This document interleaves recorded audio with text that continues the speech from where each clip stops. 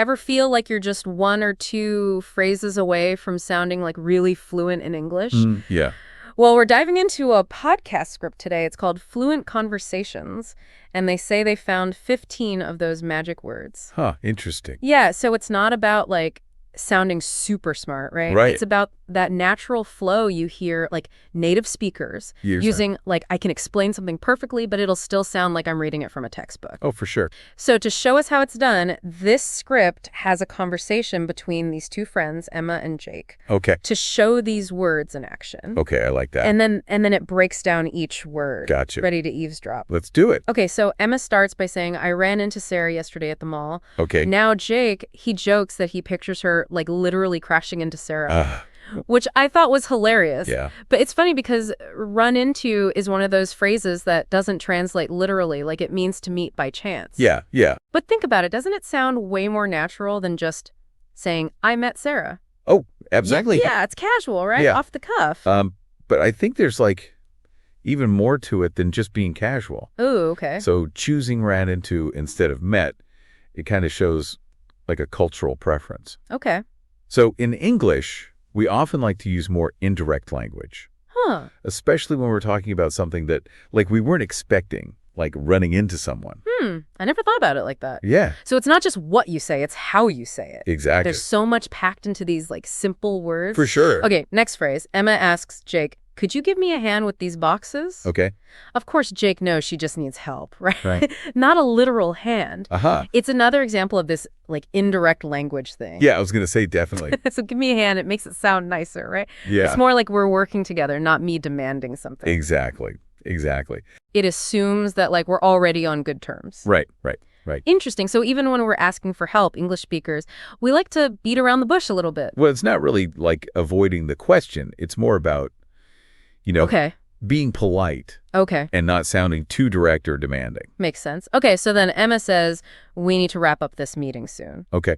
So wrap up, I feel like this is one of those words that you can use all the time Oh, yeah. in Absolutely. so many situations. It works for meetings, projects, Yeah, even just conversations. exactly. And what I think is so cool about this is it paints a picture in your mind, right? Right. It's like you're really tying everything up together. Yeah, I can almost see it. Yeah, and I think because it's so visual like that, it makes it more memorable. Oh, totally. Yeah, and easier to use. Okay, next one. Emma says, I'll keep an eye on your bag while you get coffee.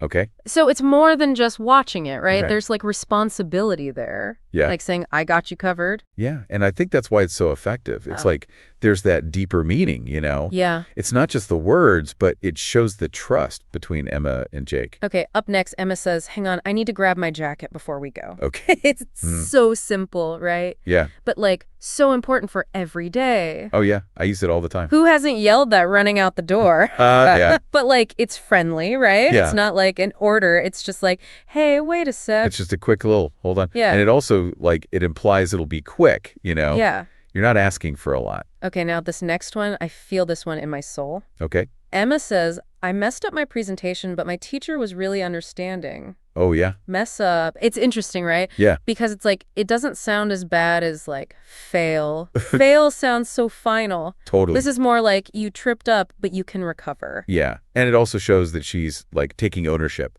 Yeah. But without beating herself up too much about it. Which is good life advice in general, I think. Right. Okay, now Emma asks Jake, can you drop me off at the bus station? Mm-hmm.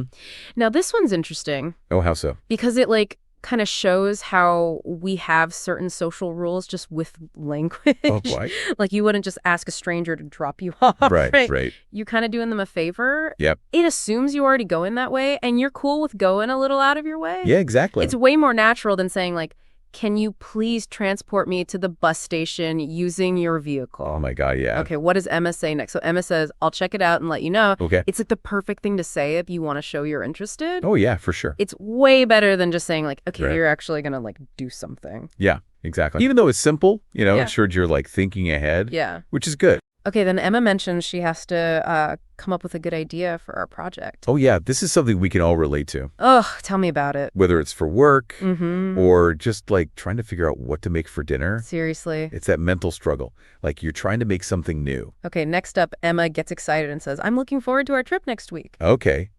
This one is just like pure excitement, right? Yeah, exactly. Anyway. And it's cool how she brings Jake into it, Yeah. by saying our trip. Yeah. It makes them like closer because they're both excited. Okay, but then reality hits. Emma says, I need to figure out how to fix this problem. Yeah. We've all been there. Oh, for sure. This just shows, like, you're not going to give up. Right. You're going to find a way to fix it. Exactly. So we already saw her mess up earlier, and now she says, I was late, but I made up for it by bringing coffee. Oh, nice. Smooth, right? Right. Yeah. Like, you messed up, but you're going to make it right. Yeah, it's like a little apology, but without actually saying sorry. I like that. It's like, you messed up, but you're trying to fix it. Okay, then things get a little dramatic. Jake says he passed out from exhaustion. Okay. So it means to faint, right? Yeah. But by adding, like, from exhaustion, Right. you really know how tired he must have been. Like, he couldn't stay awake. Yeah. Okay, we're getting to the end of their conversation, and Jake says she showed up late to the party. Okay. So he's just saying what happened, right? Right. But showed up, it kind of sounds like he's, like, judging her a little. Yeah, like it was her choice to be late. Yeah. Not something, that she couldn't control. Interesting. Yeah. So even a little word like that, it can show what you really think. Okay, finally, Jake says, we had to put off our meeting until next week. Mm. I feel like this is so much nicer than saying we canceled. Oh, Like, it's not gone forever. Right. It's just waiting for a better time. Yeah, like we're still committed. Exactly. So that's all 15 words Yeah. in action. That was cool. And remember, the podcast, we're deep diving into fluent conversations. They give you a challenge. Oh, fun. So they have 3 sentences. Okay. And you have to figure out which word fits best. Okay. First one, I like my keys, and now I can't find them anywhere. Oh, I hate when that happens. So relatable. The perfect word is messed up. Okay. Because it's your fault, and you're like frustrated because of it. Second challenge, I'll blank your dog while you're on vacation. Okay. So this one is all about taking care of something, right? Right. So the answer is keep an eye on. Much better than saying, like, I will supervise your canine. Oh, my God. Yeah. Way too formal. Okay, last challenge, let's blank dinner until next week. Okay. So we're just moving it to later. Yeah. The best word here is put off. It's like hitting the pause button. Exactly. I love how, like, effortlessly those words fit into the sentences. Yeah, it's like they were made for them. And that's why it's so important to master these, like, everyday words. Right. Because they make you sound so much more fluent. Exactly. It's like building blocks for your conversation. So we learned a lot, huh? Yeah, I think so. Just from those 15 words. Right. And just like hearing them in a normal conversation. It's kind of crazy how much we can pick up just from that. It really shows you that like fluency isn't about, knowing every word in the dictionary. Right. It's more about like how you use those words to connect with someone. To really get your point across. Exactly. Yeah. So what does this all mean for, like, our listener?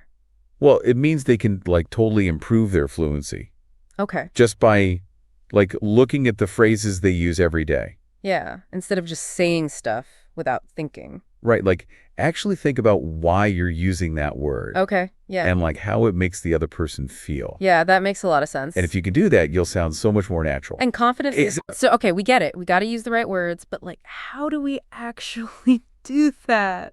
Good question. Well, I have a challenge, kind of like in the Fluent Conversations podcast. Okay.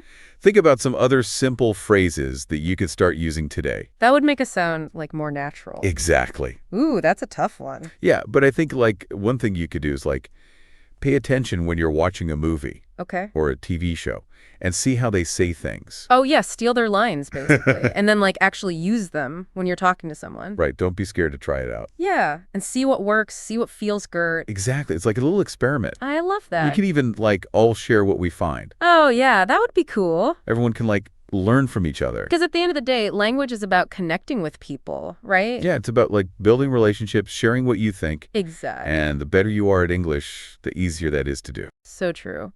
So keep exploring, keep experimenting, and keep those conversations flowing. Couldn't have said it better myself. Until next time, happy language adventures. All right, buckle up, because today we're diving deep into something you specifically requested. Oh, yeah. Boosting your vocabulary. Yes. For more fluent and confident English. It's going to be good. Now, before you panic, we're not expecting you to memorize the entire dictionary. Not at all. This is about those key words, the kind that can make a real difference in how you express yourself especially in those situations you mentioned where you want to feel more confident and articulate. Exactly. And luckily, the source material we're using is super organized with 60 powerful words, Wow. grouped into 6 helpful categories. I like it. Though it is kind of funny that the source itself is structured like a podcast episode. Very meta. Yeah. But we'll skip those instructions and jump right into the good stuff. Okay, let's unpack this first category, expressing opinions. Okay. The first word that jumps out at me is concur. Ooh. It just sounds so much more decisive than a plain old I agree, you know? Absolutely. Concur implies you've actually considered the information and come to a thoughtful agreement, which could be especially powerful, say, in a professional setting, Right. where you want to project competence. Oh, that's a good point. It's not just about using fancy words. It's about choosing the right word to convey the specific message you want. Exactly. And speaking of conveying messages, the next word, imply, reminds me of something you mentioned. You said you sometimes struggle to give feedback delicately. Oh, yeah. Well, imply could be your secret weapon there. Ooh, tell me more. So instead of directly criticizing, you can imply your suggestion. Okay. For example, instead of saying that report was too long, Right. you could say, I wonder if the report's key points could be summarized more concisely. Oh. You're implying that it needs to be shorter without directly saying it. That's brilliant. It softens the criticism while still getting the message across. I can definitely see myself using that. See, it's all about understanding the nuances of these words and how they can be applied in real-life situations. Okay, I'm starting to get really excited about this. What else do we have in this category? Well, we have refute, which is perfect for dismantling a flimsy argument. Politely, of course. Right. Remember those meetings where someone proposes an idea that just doesn't hold up? Oh, I know those meetings all too well. Refute allows you to disagree respectfully while presenting evidence or logic to back up your stance. So instead of just saying, I disagree, I could say something like, I understand your point, but I'd like to refute it by presenting these statistics. Exactly. It shows that you've considered the other perspective, but have a well-reasoned counter-argument. Very effective. Okay, I'm loving these words already. Now, what about this pair, imply and infer? I always get those mixed up. Ah, yes, a classic linguistic conundrum. Remember that example we just discussed about implying feedback? Yes. Well, if someone inferred from your subtle suggestion that the report needed to be shorter, Right. that would be on them drawing a conclusion from what you implied. Okay, so imply is on the speaker side and infer is on the listener side. Got it. You got it. Now, there's another word of this category that I think would be particularly useful for you. Okay. Assert. You mentioned wanting to be more vocal in meetings, right? Oh, yes. Sometimes I feel like I fade into the background a bit. Well, assert is your power word. Imagine yourself saying, I want to assert that we need to prioritize user experience in this project. Wow. I can already feel the difference. Assert just has this air of confidence and conviction. Exactly. It shows that you're not afraid to speak your mind and that you believe in the value of your contributions. This is fantastic. I'm already feeling more empowered to express my opinions effectively. Okay, what's next on our vocabulary adventure? Let's move on to personal qualities. This category is all about the words that describe who we are at our core. Ooh, this sounds intriguing and a little bit introspective, perhaps. Absolutely. For example, we have meticulous, Okay. which describes someone who pays incredible attention to detail. Right. Now, thinking back to your work, I know you take pride in delivering high-quality results. Would you say meticulous is a word that resonates with you? Definitely. I'm always striving for perfection, whether it's editing a script or organizing an event. So owning that word and using it to describe your work ethic could really enhance how others perceive your strengths.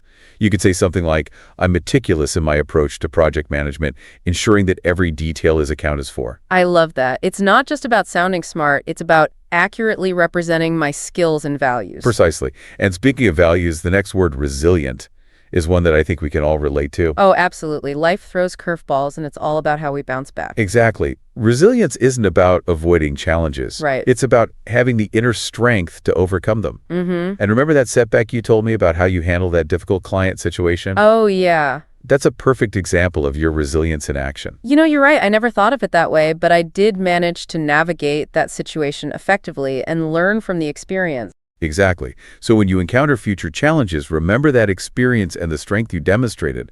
That's what resilience is all about. Wow, this is really powerful stuff. I'm starting to see how these words aren't just about expanding my vocabulary. They're about reframing my thinking and recognizing my own strengths. That's exactly the point. Now, before we move on, I noticed that candid appears in 2 categories. Oh. Personal qualities and sophisticated conversations. I wonder what that tells us about the importance of honesty. That's interesting. Maybe being candid is more valuable than we sometimes realize, both in our personal lives and in those more complex discussions. It's definitely something to ponder. So before we delve into those sophisticated conversations, let's take a moment to reflect. If you had to choose 3 words from this personal qualities list to describe yourself, which ones would you pick and why? Ooh, that's a great question. I think I would choose meticulous, resilient, and maybe insightful. I feel like those words really capture my approach to work and life in general. Those are excellent choices. And they highlight the power of owning those qualities and using them to your advantage. All right, I'm ready to dive into the next category, words for making conversations sound more sophisticated. But I have to admit, I sometimes feel a little silly using big words in casual conversations. Like, will people think I'm trying too hard? I understand that concern, but think of it this way. These words aren't about showing off. Right. They're about expressing yourself more precisely and vividly. It's like having a wider range of colors to paint with. Okay, that's a helpful analogy. So it's less about sounding smart and more about using the right tool for the job. Exactly. For instance, the word ubiquitous. Yes, it sounds a bit academic, but it's also incredibly useful for describing something that's everywhere. Like, remember how we were talking about that new social media app everyone's using? Oh, yeah? The one that's suddenly taken over all my feeds? Instead of just saying it's everywhere, you could say, that app has become ubiquitous. It just adds a touch of sophistication and precision. You're right, it elevates the language a bit without sounding pretentious. Okay, I'm starting to see the appeal. What other sophisticated words do we have here? Well, there's ephemeral, Okay. which describes something fleeting or short-lived. Right. Now, think about that feeling you describe when a really great book ends, or when you finish a project you've poured your heart into. Oh, I know that feeling well. A mix of satisfaction and a little bit of sadness that it's over. Exactly. It's a bittersweet feeling, and ephemeral captures that perfectly. You could say the joy of finishing that project was wonderful, but also somewhat ephemeral. That's beautiful. I'll definitely be adding ephemeral to my vocabulary arsenal. And, it doesn't have to be reserved for deep philosophical discussions. You could even use it to describe something as simple as a beautiful sunset. Oh, that's true. The sunset's colors were vibrant yet ephemeral. I love it. See, these words can add depth and richness to any conversation, even everyday ones. Now, what about notorious? It's a fun one. Ooh, yes. It's like that restaurant is notorious for its terrible service, or that politician is notorious for flip-flopping on issues. Exactly. It conveys a sense of infamy or bad reputation, adding a little bit of spice to your storytelling. Okay, I'm ready to move on to the next category, words for work and professional settings. I'll be honest, I initially thought I could skip this section since I'm not in a super corporate environment. That's a common misconception. While these words might be frequently used in offices, understanding them can be valuable in any setting where you're collaborating with others. You're right. For example, delegation. It's not just about bosses assigning tasks. It's about effectively distributing responsibilities in any group project, even planning a volunteer event or a community initiative. Exactly. Understanding delegation can help you be a more effective leader even in informal settings. And then there's facilitate, which is such a useful word for anyone who wants to help things run smoothly. Oh, I love facilitate. It's like I want to facilitate a brainstorming session where everyone feels comfortable sharing their ideas. Exactly. It implies a sense of guidance and support, creating an environment where everyone can contribute effectively. Now, I know you mentioned sometimes feeling overwhelmed by group projects. Delegation and facilitate are perfect examples of words that can empower you to take charge and guide those projects towards success. Wow, that's a really empowering perspective. I'm already feeling more confident about handling those collaborative situations. And even a word like synergy, which might make you roll your eyes a bit. Oh, definitely. It's such a buzzword. It is, but putting aside the corporate jargon, the underlying concept is actually quite valuable. Synergy is about recognizing that the combined effort of a group can be greater than the sum of its individual parts. Okay, when you put it that way, it does make sense. It's about the power of collaboration and how different skills and perspectives can come together to create something truly amazing. Exactly. And that's a powerful concept to understand regardless of your work environment. All right, I'm starting to see the value in these work and professional settings words. They might not be the most glamorous, but they are incredibly useful for clear communication and effective teamwork. And speaking of clear communication, let's move on to a category that's all about expressing ourselves authentically, emotions and reactions. This is where things get really interesting. Oh, I love this category. These words are so much more nuanced and evocative than just saying happy or sad. Exactly. It's like having a whole spectrum of colors to describe the complexities of human emotion. For example, exasperated. It perfectly captures that feeling of utter frustration and annoyance, like when you're dealing with a never-ending queue or a computer that just won't cooperate. Oh, tell me about it. I felt that way just this morning when I was trying to book a flight online and the website kept crashing. I can imagine it's much more specific and vivid than just saying annoyed, right? Absolutely. And then there's elated. It's not just happy, it's a feeling of pure joy and exhilaration, like when you achieve a long-awaited goal or receive wonderful news. Exactly. And what's interesting is that understanding a wider range of emotion words can actually help us to better regulate our own emotions. Oh, how so? When we can accurately label our emotions, we can start to understand the triggers that cause them and develop strategies for coping with challenging situations. That's so true. If I can pinpoint exactly what I'm feeling, it's easier to figure out how to address the issue or shift my mindset. It's like having a roadmap for my own emotional well-being. Exactly. It's about becoming more emotionally intelligent, both in understanding ourselves and in empathizing with others. Okay, this is fascinating. So it's not just about expressing ourselves, it's about understanding the emotions behind the words. Precisely. And speaking of understanding, how are you feeling right now? Let me see. I think I'm feeling a mix of intrigued and inspired. This deep dive is really opening my eyes to the power of language. That's wonderful to hear, and it's a perfect example of how expanding our vocabulary can enhance our self-awareness and emotional intelligence. All right, I'm excited to explore our final category, words for everyday conversations. These are the words we use all the time, but maybe we could be using them more effectively. Exactly. It's about refining our everyday language to express ourselves with greater clarity and impact. For example, the word tedious. We all have those tasks or activities that we find boring and repetitive. Oh, absolutely. Filing paperwork, cleaning the bathroom, waiting on hold. The list goes on. Exactly. But instead of just saying, ugh, this is so boring, you could say, this paperwork is incredibly tedious. It just adds a touch of eloquence to your complaint. Huh, I love that. It's like elevating the art of complaining. Precisely. And then we have substantial. Okay. Which is a word you can use to describe something significant or meaningful. Right. It could be a substantial meal, a substantial accomplishment, or even a substantial improvement in your communication skills. Ooh, I like that. It adds a sense of weight and importance. Exactly. And finally, we have inevitable, which is a great word to use when discussing trends or events that seem certain to happen. Like, it's inevitable that technology will continue to advance at a rapid pace, or it's inevitable that this cake will be devoured in minutes. Huh.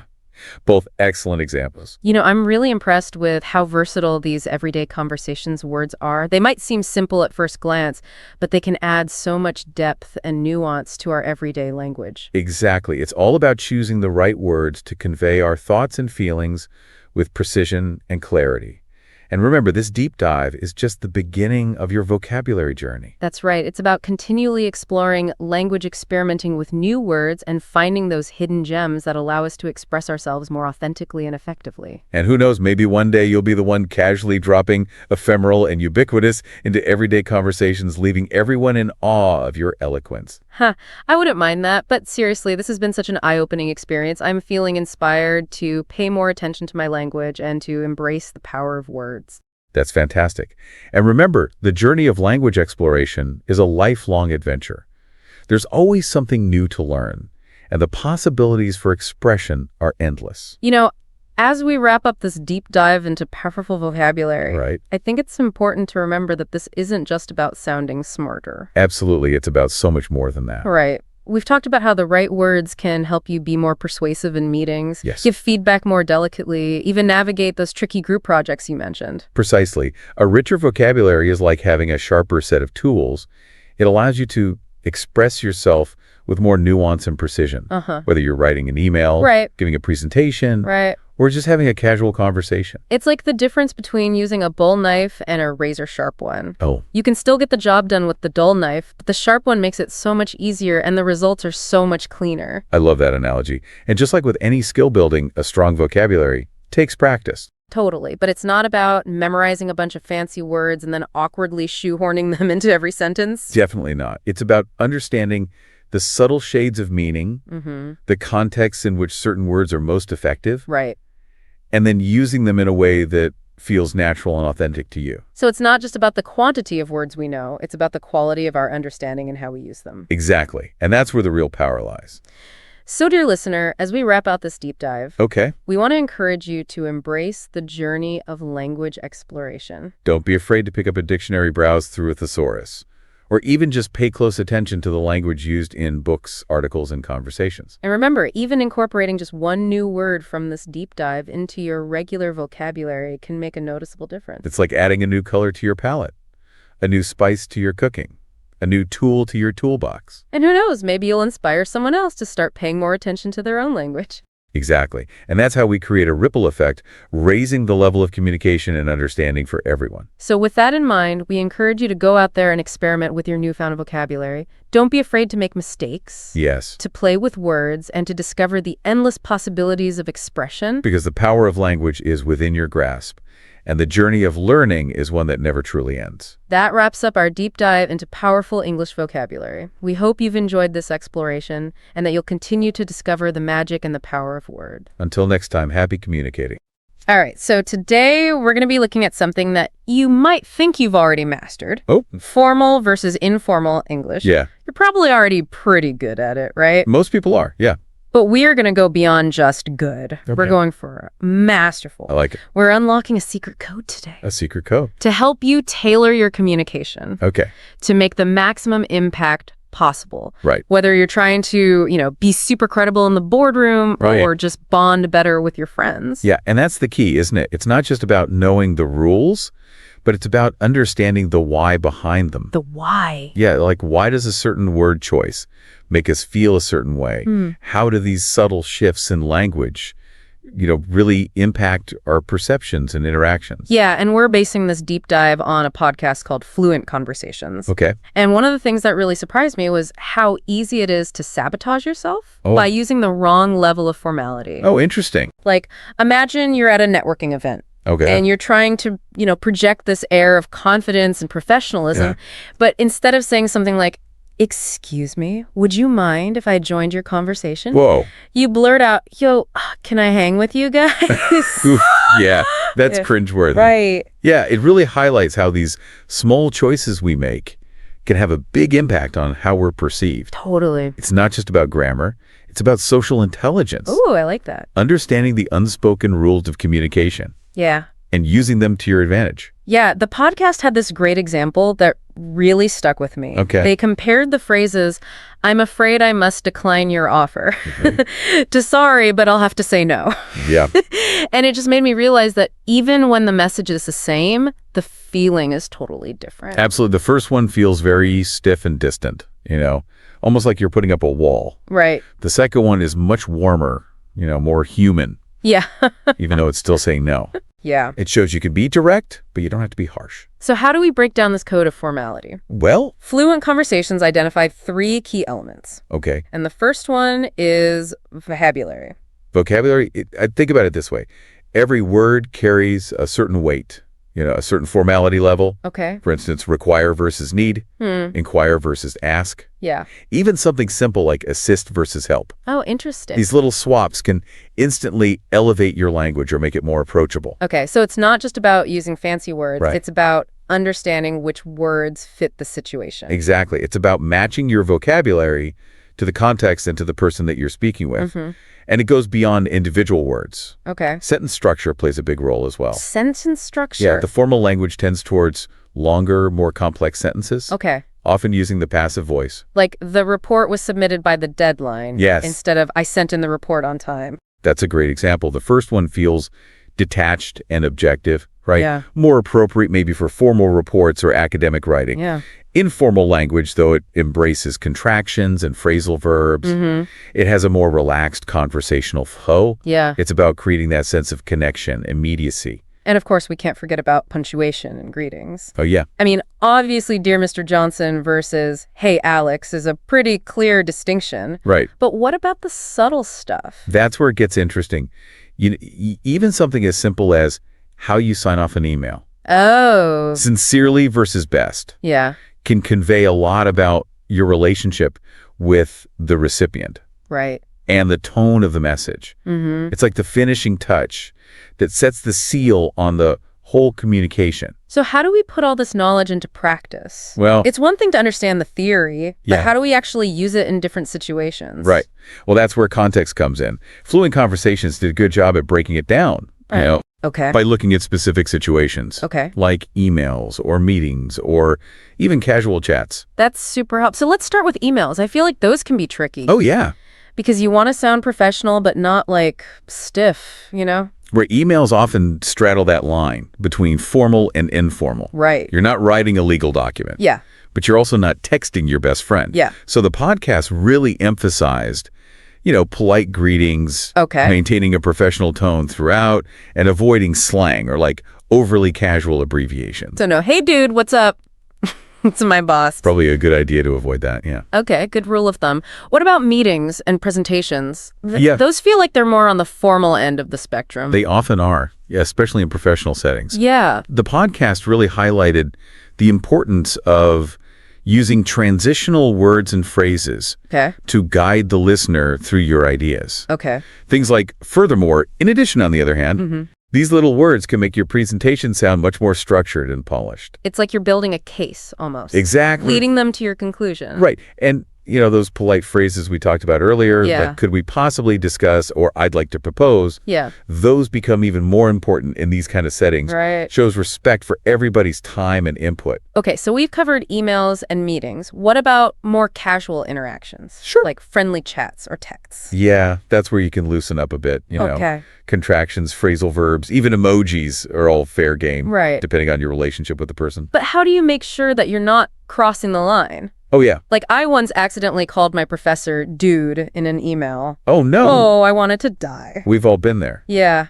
I think the key is just being really mindful of your audience and the overall context. Context. Yeah. It's like choosing the right outfit, right? Okay. You wouldn't wear a ball gown to a backyard barbecue.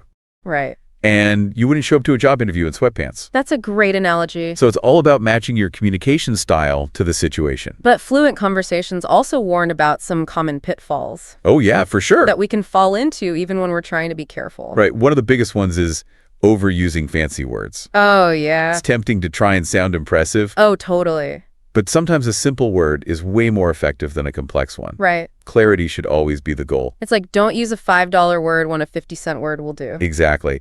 Another common pitfall is mixing formal and informal language Uh-oh. at the wrong time. Right. It creates this jarring effect, like hearing a classical pianist suddenly break into a rap song. Oh, I'm cringing just thinking about it. And, the podcast also mentioned cultural differences, Oh, right. which is something I hadn't really considered before. Yeah. That's a crucial element, Yeah. What's considered polite and respectful in one culture could be seen as overly formal Right. or even rude in another. Wow. For example, in some cultures, it's totally normal to address people by their first names, even in a professional setting. Yeah. But in other cultures, using titles and last names is essential even when you know the person well. So it's not just about knowing the rules of English. Right. It's about understanding the cultural context as well. It does. It adds a whole other layer of complexity, Totally. but it also makes communication so much more interesting. Right. It's about bridging those cultural gaps and finding ways to connect authentically. I like that perspective.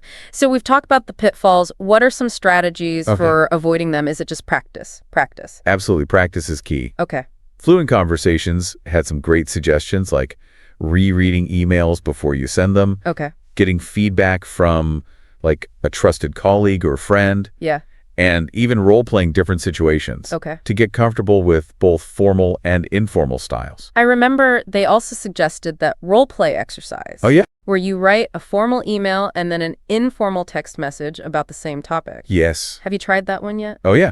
It was How'd it go? it was challenging, but it was really eye-opening. Interesting. I'd love to hear about it. Yeah, so I decided to use the scenario of asking for a deadline extension. Okay, classic. Yeah, right. So for the formal email to my professor, I channeled everything we talked about. Okay, let me guess. Polite greetings, clear explanation, respectful tone. Exactly. Yeah, it felt like I was stepping into a different persona. It's interesting how language can do that, right? Like we can embody different roles just by changing the way we speak. Yeah, and then writing the informal text to a friend about running late because of that same deadline. Uh-huh. It was like switching from a waltz to a hip-hop dance. I bet what stood out to you the most, writing in those two contrasting styles. It made me realize just how much we adjust our language without even thinking about it, Yeah, it's subconscious. Right, but being conscious of those choices. Right.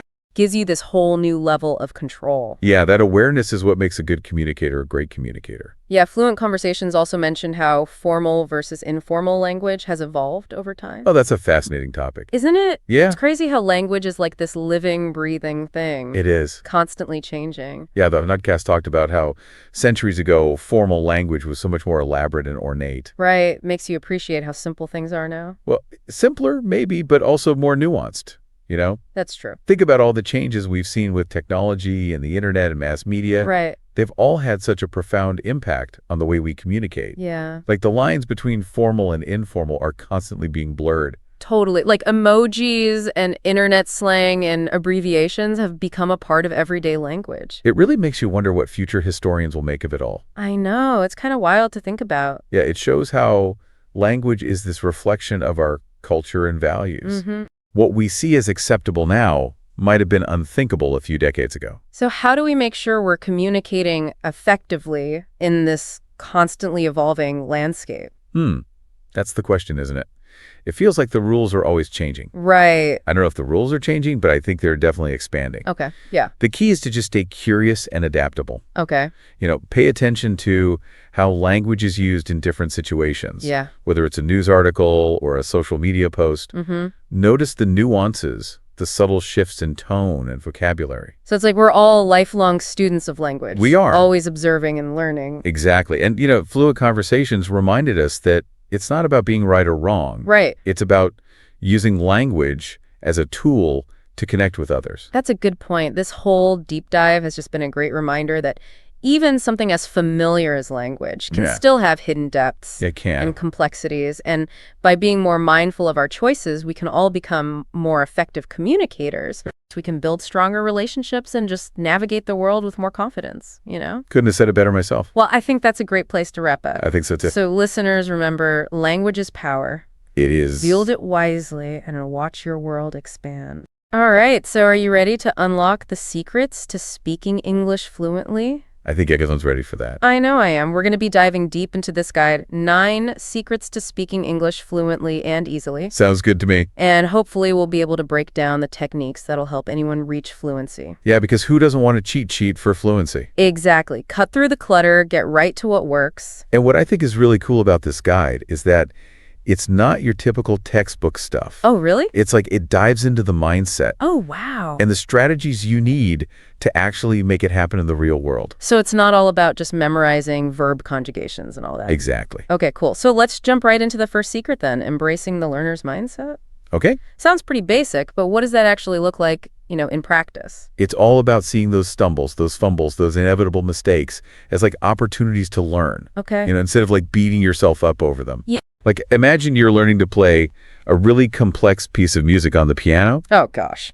You wouldn't expect to just nail it on the first try, would you? Definitely not. I'd be hitting all the wrong notes, probably. Exactly. And each one of those like mistakes, they're giving you valuable feedback. They're telling you, okay, adjust your technique here, and eventually you'll get to that flawless performance. I like that analogy a lot. And language is so similar. Oh, yeah. Like every time you kind of mess up, you're actually gaining these insights into how this amazing language works. That's true. I remember when I was learning Italian, Oh, yeah. I kept using the wrong preposition for this one particular sentence structure. Oh, gosh. And it was so frustrating. But instead of giving up, I decided to really analyze it, like what was going on there. And you know what? I ended up discovering this subtle little nuance that I had completely missed before. Oh, wow. And my understanding of prepositions just like skyrocketed after that. That's a perfect example of how just reframing those mistakes can lead to these breakthroughs. Totally. But how can someone listening actually cultivate this learner's mindset? What are some practical things they can do? Well, this guide actually gives a couple of really good practical methods. Okay. One is to start a progress journal. Okay. It doesn't have to be anything fancy. Just take a few minutes each day to jot down what you've learned, maybe what went well, what you struggled with. Okay. Because then when you look back and you see how far you've come, it's incredibly motivating. I love that. I love the progress journal idea because it's like a tangible record of your growth. Yes. Especially on those days where you feel like, I'm not getting anywhere. You can look back and be like, wow, I've come a long way. It's so powerful. Yeah. What about rewarding yourself for those wins, even the small ones? Does that tie into this? Oh, absolutely. Celebrating those milestones helps reinforce positive learning habits. Okay. and it keeps you motivated, whether it's a small treat Yeah. or watching an episode of your favorite show. Yeah. Even just taking a break to do something you enjoy, those little rewards, they go a long way. I like that. All right, so let's move on to secret number 2. Speaking as often as possible, even if you're alone. Okay. I have to admit, I've definitely caught myself having conversations with my plants in English before. I think we've all been there. But, is that actually helpful? It might sound a little silly, Yeah. but there's actually some solid science behind this. Okay. Because every time you speak, you're engaging those muscles that are involved in producing those specific sounds. I've never thought about that. It's like working out at the gym, but for your vocal cords and your brain. Oh, wow. I remember when I was getting ready for a big presentation in Spanish, Okay. and I was pretty nervous about it, so I started practicing out loud, even when I was alone in my apartment. You were just talking to yourself. Yeah, I would pace around talking to this imaginary audience, asking them questions, responding to their reactions. Oh, wow. It felt a little awkward at first, Yeah. but the more I did it, the more natural it became. So it's all about building that muscle memory. Yes. Getting your brain and your mouth used to forming those sounds. Exactly. Cool. And the best part is you can do it anytime, anywhere. All right. Narrate your day, have these imaginary debates, sing along to English songs. Just get those words flowing. Exactly. Just find those opportunities to speak and let it flow. Speaking of flow, that leads us perfectly into the next secret, Okay. which emphasizes the power of listening. Why is listening so important for fluency? Well, think about how we all learned our first language. We spent months, maybe even years, just absorbing those sounds and patterns Right. before we ever even uttered a word. Yeah.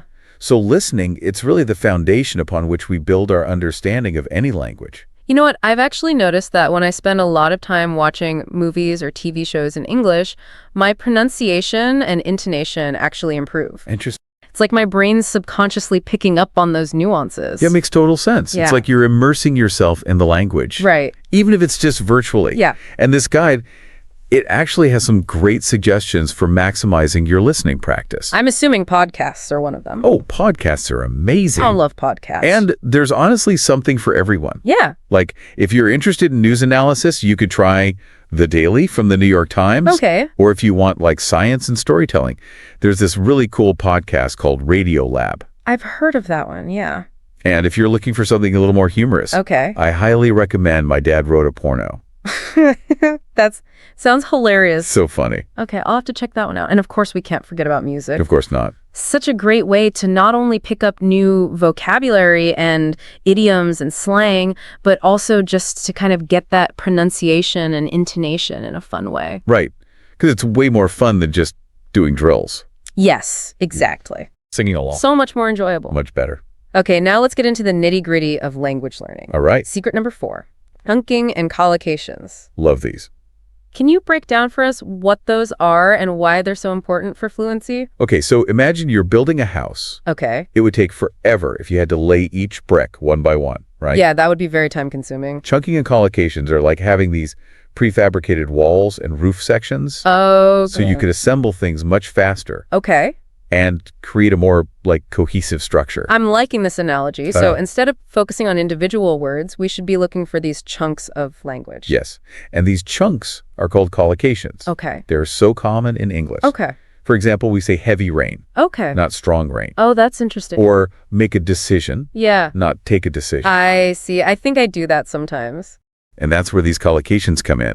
They help you sound more natural and fluent by using combinations that native speakers just instinctively use. Yeah, because I notice that sometimes, I know all the vocabulary, but I can't quite figure out how to put them together in the right way. Exactly. So how can listeners start incorporating these chunking and collocations into their routine? So one really simple technique is to create what's called a phrase notebook. Okay. So as you're reading or listening and you come across these collocations, just jot them down in your notebook. Okay. Along with their meanings and maybe some example sentences. I like that. And I would assume that these space repetition apps we talked about earlier would also be helpful for this. Oh, they're amazing for this. Yeah. Because space repetition helps move information from your short-term memory to your long-term memory Okay.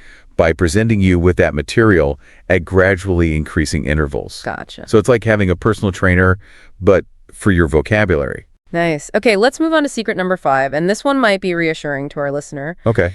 It's okay to simplify your sentence structures, especially at the beginning. Especially at the beginning. Does that mean we don't have to worry about grammar? No, grammar's still important. Okay. But fluency isn't about trying to build these like super complex sentences right away. Right.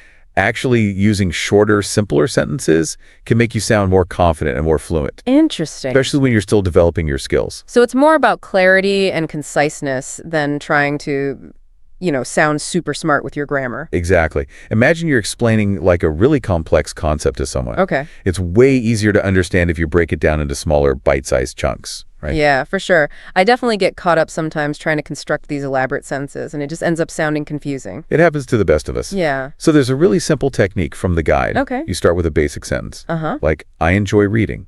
Okay. Then you gradually add details and complexity. Oh, I like that. So you could say, I enjoy reading books about history, Okay. and then expand it further. I enjoy reading books about history, especially biographies of influential leaders. So you're building upon that simple sentence. Yes. Without making it overly complicating. Exactly. So it's finding that balance between clarity and complexity. Yes. And, starting simple and then gradually working your way up. That's the key. And don't be afraid to experiment and see what feels more natural for you. Yeah. You might find that certain sentence structures are easier for you to produce than others. Right. The important thing is to keep practicing, keep refining those skills. Practice makes perfect, as they say. Or at least progress. Or at least progress, yeah. That's the goal. Exactly. Welcome back to our deep dive into the secrets of fluent English. So we've already uncovered some really cool strategies so far. Yeah, we're just getting started.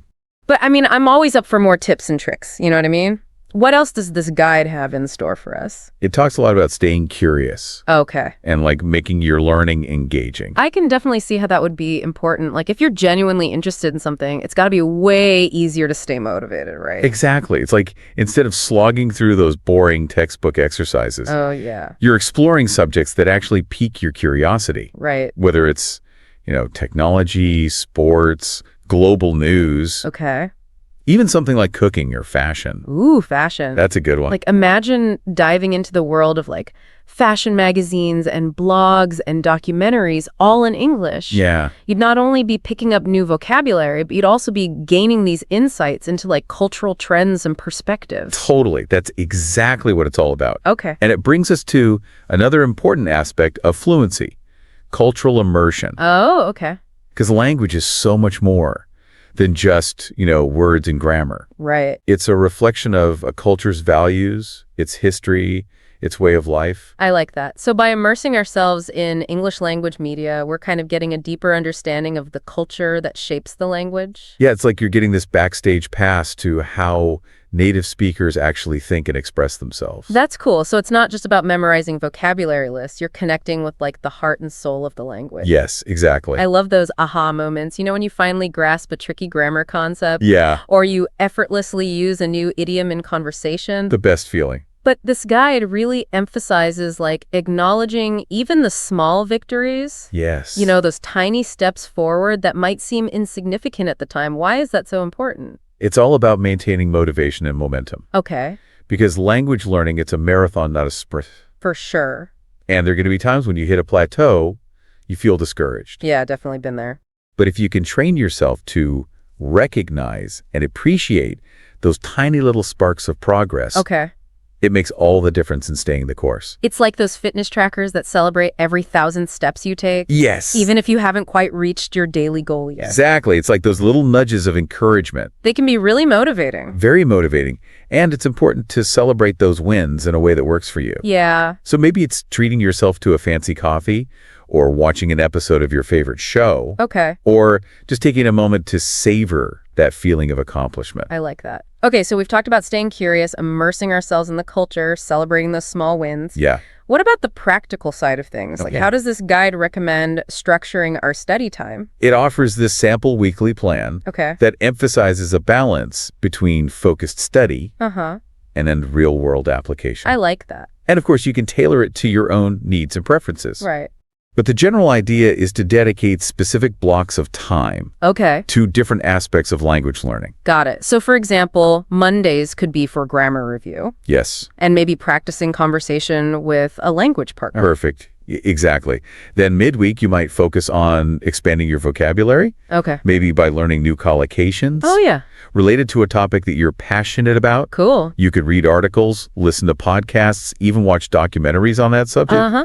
And actively, like, jot down any interesting phrases or expressions that you come across. I like that. And maybe Fridays could be for like fine-tuning pronunciation through drills or shadowing exercises. Exactly. And don't forget to leverage the weekend for immersive experiences. Okay. Maybe you attend an English language meetup. Oh, cool. Or you watch a movie without subtitles. Oh, that's a good one. Or you just chat with a friend in English. Okay.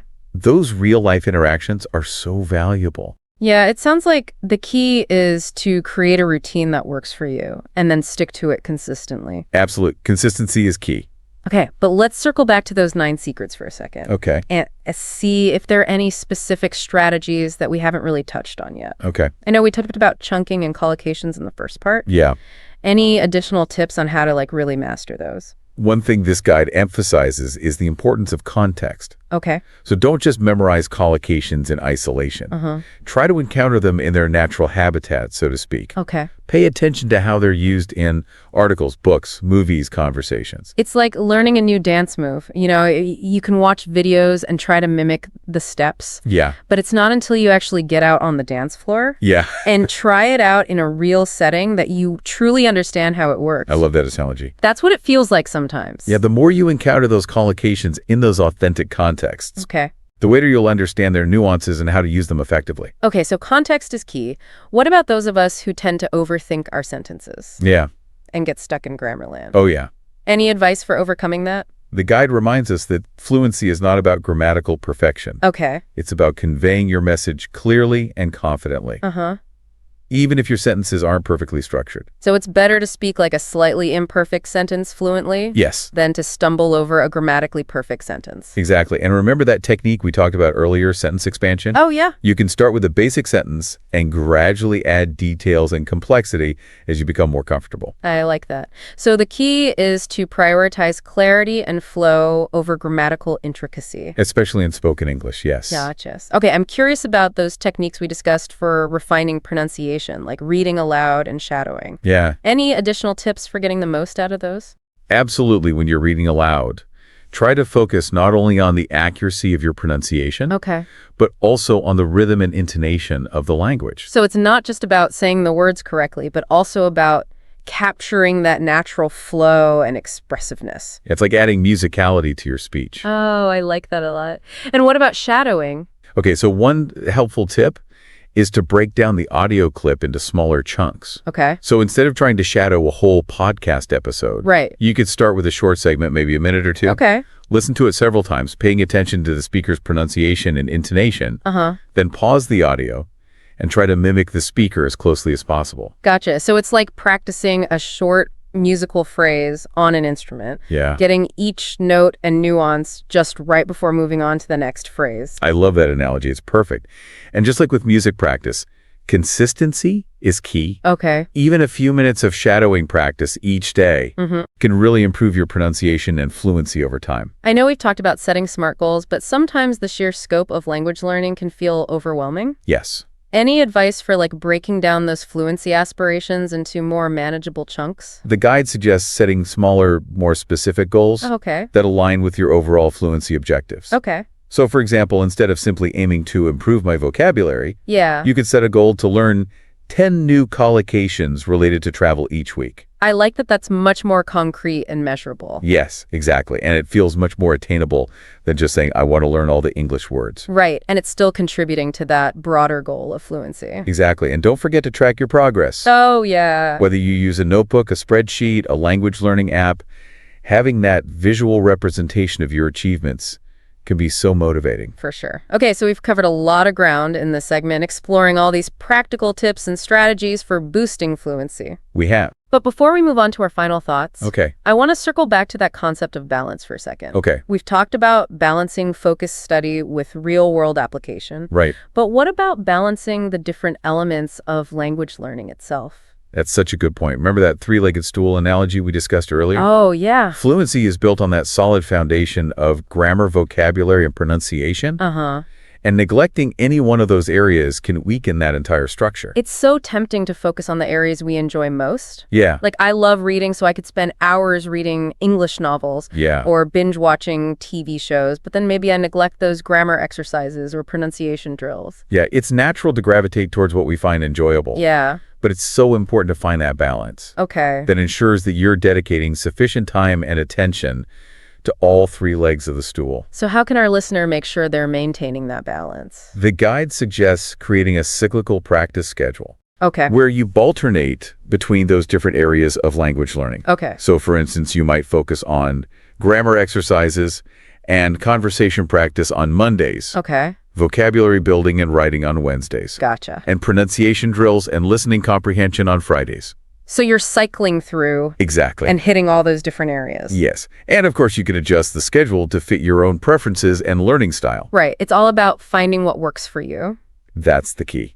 That's a great reminder because it's so easy to get caught up in one aspect of language learning and neglect the others. Yeah. But just like with a balanced diet, variety is key for overall fluency health. I love that analogy. Variety is key. All right, so here we are at the final part of our fluency deep dive. Yeah, we've explored 9 secrets, a whole bunch of strategies. Now we just got to bring it all together. So it's like our fluency action plan, ready to go to put it all into practice. Exactly. Okay, cool. So what are the key takeaways, the biggest ha moments from this whole guide? You know, one of the most powerful ideas is that fluency. It's not like this finish line you cross. You know? Yeah. It's this ongoing process. It's a journey of discovery and growth. I like that because then you can enjoy the process and celebrate those milestones. Exactly. And it kind of ties in with that whole learner's mindset thing.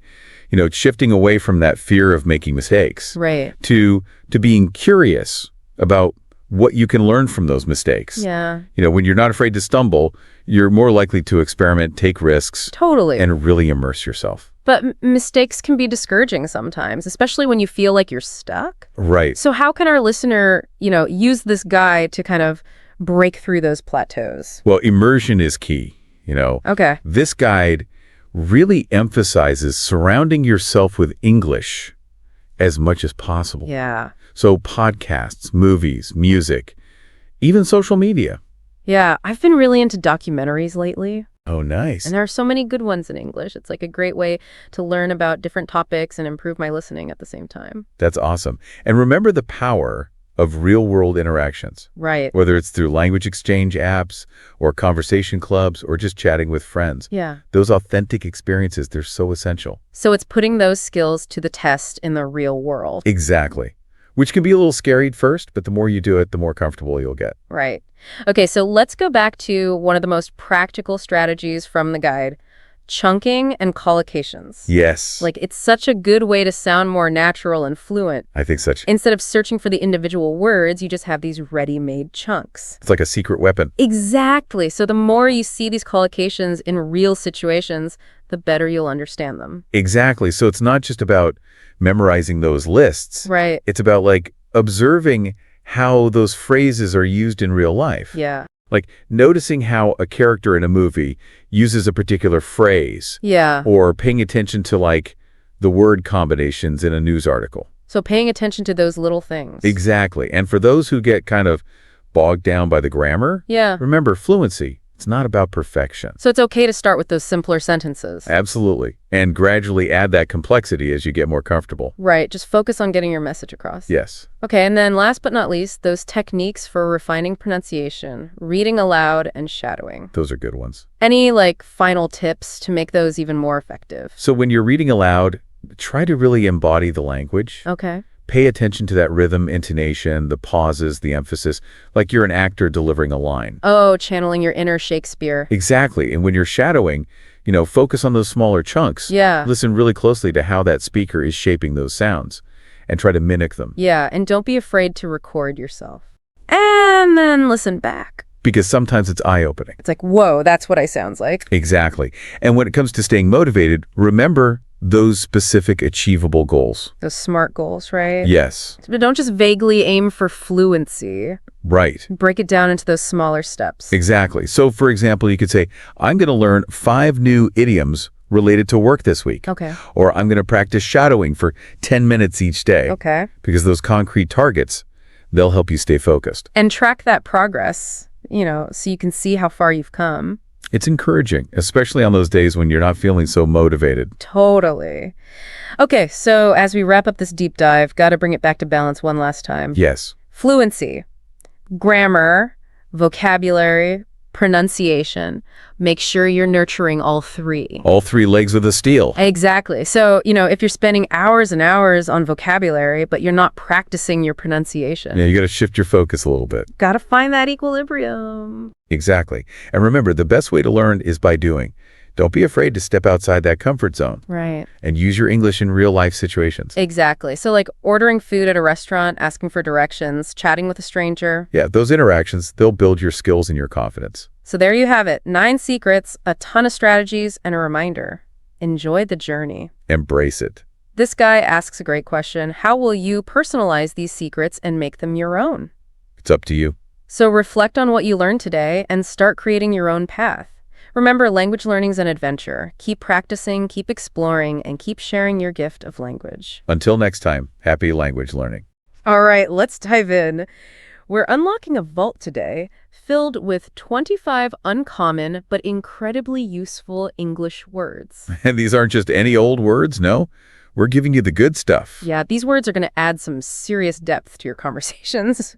And maybe even a touch of magic, who knows? Exactly. It's like we're equipping you with a whole new set of tools for expressing yourself. So first up is astonishing. Everyone uses amazing or surprising. Yeah, but astonishing, that's something else. It is. It hits different, right? Absolutely. It's like you've seen something that changes everything, It shifts your perspective. Like if you were describing the Northern Lights and you're like, the Northern Lights display was absolutely astonishing. It just takes it up a notch. Right. It's not just a description, it's an experience. It really is. Okay, so let's talk about a word that gives you a completely different feeling.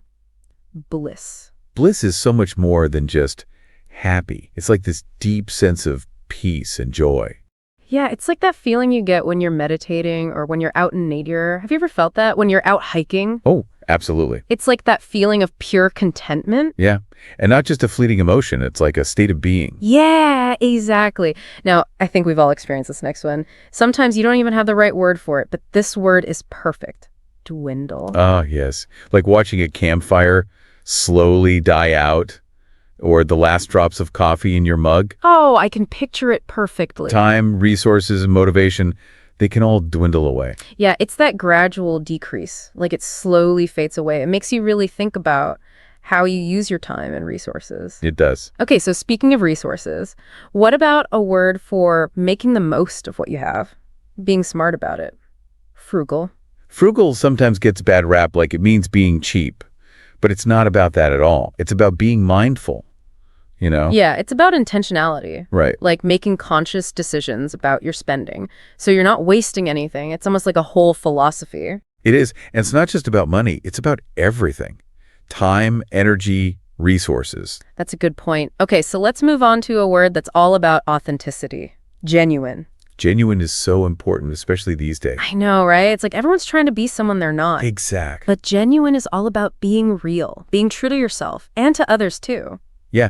And when you compliment someone's genuine nature, it means something. It really does, because you're acknowledging that they're sincere, that they're not putting on an act. Right. It's a compliment that goes a long way. Okay, now let's talk about a word that can sometimes be a bit of a roadblock. Hinder. Hinder, yeah. That's about the obstacles we face in life. It could be anything, right?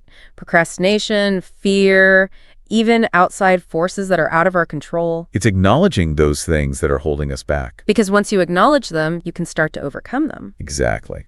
Now, have you ever worked on a project or maybe tried to learn a new skill and felt like it was just way too much? All the time. Complicated comes to mind. But what about the word intricate?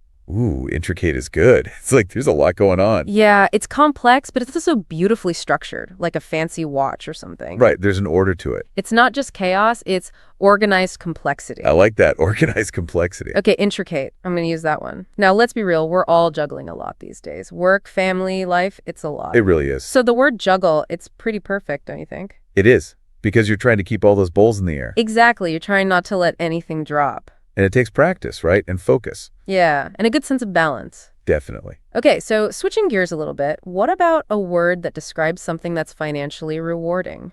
Lucrative. Lucrative. It has a nice ring to it. It does. It makes you think of success, abundance. Exactly. Like a career that's not just fulfilling, but also goes well. Or even a side hustle. Yeah, exactly. Okay, now let's talk about a word that captures that sense of wonder and amazement. Marvel. Marvel. Like when you see something truly breathtaking. Oh, I remember the first time I saw the Grand Canyon, it was just incredible. I was in awe. Like, how did this even happen? Right. It's that feeling of wonder. Yeah, an appreciation for something bigger than yourself. It's a powerful feeling. It is. Okay, so we live in a world where everything is connected, right? Technology is everywhere. So the word ubiquitous is pretty fitting, wouldn't you say? It is. It's like smartphones, social media, they're everywhere you look. Yeah, we're surrounded by it, and it makes you think about the impact it's having. On everything. On everything. Okay, let's wrap up this first round with a word that's all about embracing the unknown. Venture. Venture. That's about taking risks, stepping outside your comfort zone. Exactly. It could be starting a business, traveling to a new country, or just trying something new. It's about that willingness to explore. And to see where it leads you. Yeah, and to grow along the way. Exactly. Even if it's a little bit scary. It is. Okay, so we've covered some amazing words in this first round, but we've got more to come. You know, when we were talking about venture, it can be kind of scary, right? Oh, yeah, totally. Like you never know what's going to happen. Right, and sometimes you just don't feel ready, like reluctance. Exactly. Like you want to stay in your comfort zone. It feels safe there. I get it. But I also think sometimes reluctance can be a good thing. Oh, interesting. How so? Like it gives you time to really appreciate what you already have, before you jump into something new. That's a good point. It's like that feeling right before you go on vacation. Yes, that's a perfect example. Okay, so let's talk about a word that has a really cozy, comforting vibe to it. Quaint. Quaint is just so charming, isn't it? It is. It makes me think of those little towns you see in movies. With the cobblestone streets and the cute little shops. Yes, or like a cozy bookstore with a fireplace. Yeah, it has that old-fashioned feel, doesn't it? It does, like a simpler time. Less hustle and bustle. Yeah, definitely less stressful. Okay, so now let's move on to a word that's all about subtlety. Subtle. Subtle is about those things you don't notice right away, but you make a big difference. Like a faint smell of perfume. Or like the way someone raises an eyebrow. Exactly. It's those little things that add depth and meaning. Yeah. It's not about being loud or flashy. It's about the details. Right, and sometimes those details are the most powerful. They really are. Okay, so now let's talk about being practical and getting things done. Pragmatic. Pragmatic people, they're the problem solvers. Yeah, they're not afraid to roll up their sleeves and figure things out. And they focus on what works, none of that fancy stuff, just solutions. Yeah, and they're efficient too. They get right to the point. Okay, so now let's switch gears again. What about a word for an idea that's just starting to form? Like a seed. Notion. Notion. I like that. It's like a glimmer of inspiration. Exactly. Like you're not quite sure where it's going yet. Right. But it has potential. It could grow into something amazing, or it might just fizzle out. But it's still worth paying attention to. Oh, absolutely. You never know where those little notions might lead. Okay, so now let's talk about the opposite of being insightful.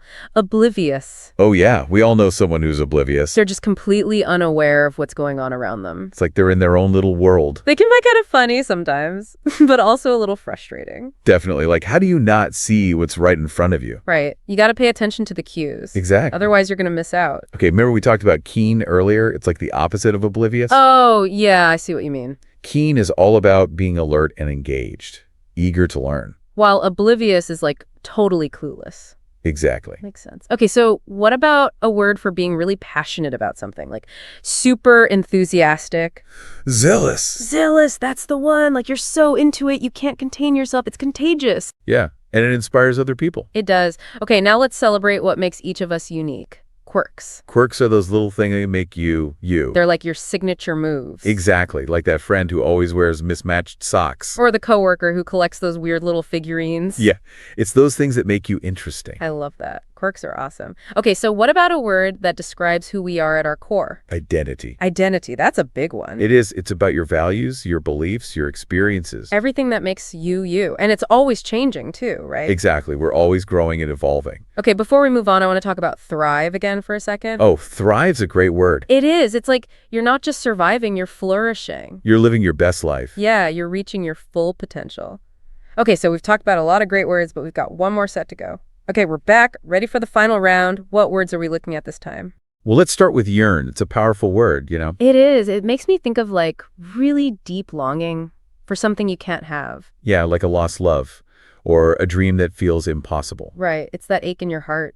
But there's also beauty in it, what do you think? Oh, absolutely. It shows how deeply we can feel. Yeah, and it can be a motivator too. Like that yearning pushes you to try harder. It does. It can push you to venture out and try new things. Oh, I see the connection. Like yearn is the fuel and venture is the action. Exactly. Okay, so let's talk about a word that's really important for success. Tenacity. Oh, tenacity is huge. It's all about never giving up. Yeah, it's like you're determined to reach your goal no matter what. You don't let anything stop you. Right. You just keep pushing through. It makes me think about our listeners, How do they handle challenges? Are they tenacious? That's a great question. It's something to think about. It is. Okay, so tenacity is about never giving up.